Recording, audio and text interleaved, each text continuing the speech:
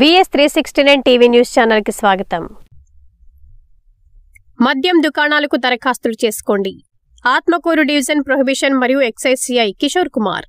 Atmakur prohibition మరియు excise department పరిధిలో private ప్రభుత్వ నూతన పాలసీ 2024-26కు సంబంధించిన వివరాలను CI Kishore Kumar, SI N Veeraswamy, P జగదీష్లతో కలిసి ప్రింట్ అండ్ ఎలక్ట్రానిక్ మీడియా విలేకరుల సమావేశంలో వివరాలు తెలియజేశారు.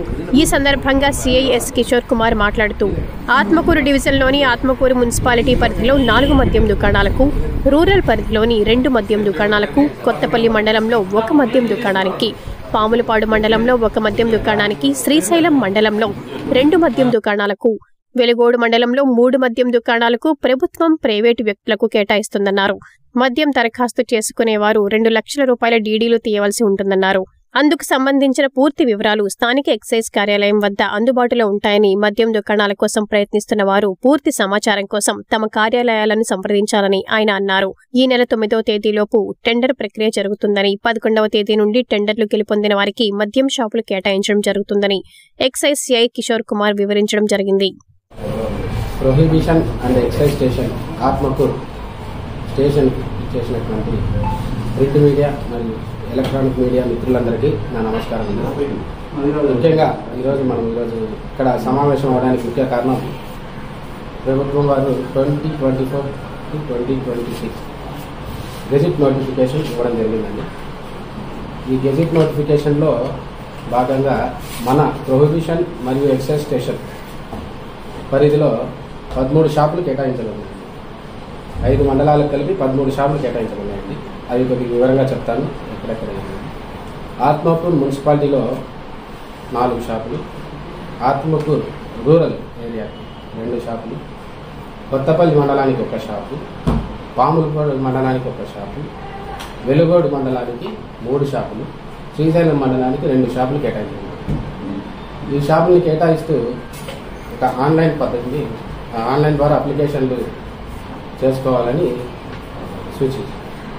ఆ ఆన్లైన్ అప్లికేషన్లు ఎలా చేసుకోవడం అంటే, ప్రతి ఒక్కరికి మొబైల్ నెంబర్ ఉంటుంది కదండి. ఆ మొబైల్ నెంబరు, 2 పాస్పోర్ట్ సైజ్ ఫోటోలు, ఆ ఐడి ప్రూఫ్ ఉంటే చాలా ఈజీగా రిజిస్ట్రేషన్ చేసుకోవచ్చు.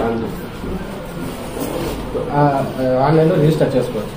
తర్వాత ఆన్లైన్లో రిజిస్టర్ చేసుకున్న తర్వాత అతను సేమ్ యూజర్ నేమ్, పాస్వర్డ్ అతనికి ఇష్టం వచ్చింది దాంట్లో పెట్టుకొని తద్వారా లాగిన్ అవ్వచ్చు. ఆన్లైన్లో లాగిన్ అవ్వచ్చు. ఆన్లైన్లో లాగిన్ అయిన తర్వాత ఆ ఆన్లైన్లోనే 2 రకాల పేమెంట్లు అడిగారు. ఒకటి ఆన్లైన్ పేమెంట్, ఒకటి ఆఫ్లైన్ పేమెంట్. సో ఈ ఆన్లైన్ పేమెంట్లో మళ్ళీ 2 రకాలు ఉన్నాయి. ఒకటి ఆన్లైన్ పేమెంట్, ఒకటి హైబ్రిడ్ మోడల్. ఒకటి ఆన్లైన్ పేమెంట్ ఎట్లుంటుందంటే, నెట్ బ్యాంకింగ్ ద్వారా అయినా కానీ, క్రెడిట్ కార్డు ద్వారా అయినా కానీ, యూపీఐ ద్వారా కానీ పే చేసుకోవచ్చు. అది వచ్చి తర్వాత హైబ్రిడ్ మోడల్ ఎలా ఉంటుందంటే, అదే ఆన్లైన్లో చలానా జనరేట్ చేసుకొని బ్యాంక్కి వెళ్ళి కట్టి తీసుకోండి. ఇంకోటి వచ్చి ఆఫ్లైన్ పేమెంట్ అన్నమాట. ఈ ఆఫ్లైన్ పేమెంట్ ఎలా ఉంటుందంటే, డీడీ ఇవ్వాల్సి వస్తుంది. అది డీడీని ఎవరి పేరు మీద ఇవ్వాల్సి వస్తుంది అంటే, district prohibition and excise officer Nandyal, payable at Nandyal అని వారి పేరు పైన డీడీ తీసి ఇవ్వాల్సింది. ఈ అప్లికేషన్లు అప్లై చేసుకోవడానికి 2 లక్షల రూపాయలు నాన్ రీఫండబుల్ ఫీజుగా పరిగణించాలి. ఆ నాన్ రీఫండబుల్ ఫీజు 2 లక్షల రూపాయలు మనము అది ఇప్పుడు చెప్పిన ప్రకారంగా ఆన్లైన్లో కానీ, హైబ్రిడ్ మోడల్లో కానీ, ఆఫ్లైన్లో కానీ చేసుకోవచ్చు. చేసుకుంటే అప్లికేషన్ జనరేట్ అవుతుంది. అప్పుడు ఆ బిడ్ టెండర్ పార్టిసిపేట్ చేయడానికి అర్హత. సో మన దగ్గర కూడా ఇంకా ఈ ఆన్లైన్ మీద వాటి అవగాహన ఉండదు చేసే వాళ్ళకి కొంతమందికి. అటువంటి వాళ్ళ కోసం మన ప్రొహిబిషన్ అండ్ ఎక్సైజ్ స్టేషన్ పరిధిలో, మన ప్రొహిబిషన్ అండ్ ఎక్సైజ్ స్టేషన్ ఆత్మకూరులో 2 కౌంటర్లు పెట్టాము. వాళ్ళ కోసమే సపరేట్గా 2 కౌంటర్లు పెట్టాము. అందులో బాగా శిక్షణ పొందిన ఒక డిజిటల్ అసిస్టెంట్ గారు ఉంటారు, ఒక కానిస్టేబుల్ గారు ఉంటారు, ఒక ఎస్ఐ గారు ఉంటారు. అలాంటివి 2 కౌంటర్లు పెట్టాము.